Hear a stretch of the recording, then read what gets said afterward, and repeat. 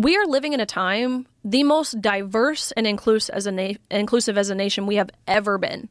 Yet people are still acting like this is the most oppressed they've ever been, which shows you truly like these people aren't happy with themselves. Like if you have to demand what someone else calls you to feel affirmed, you're clearly not secure enough with yourself. And I'm not going to affirm that. If you don't even know what you are, you expect me to know what you are?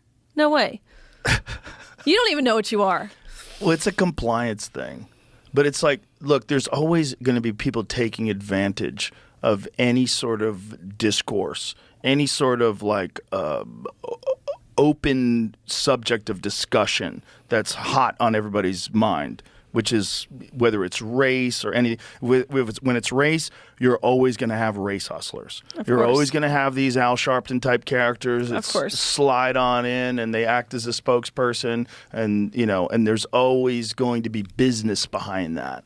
Like Jesse Jackson had like a whole business behind that. Of course. And you're always going to have these folks. You're always going to have these folks that maybe provide some good, but also make a lot of money, and they're at the forefront of all these things. And you're going to have that with trans rights. You're going to have that with gay rights. You're going to have that with everything. You're always going to have some people that capitalize on something and they interject themselves into it and they use it to like stir people up. And they always call people either racist or transphobic or homophobic, and they use all those pejoratives.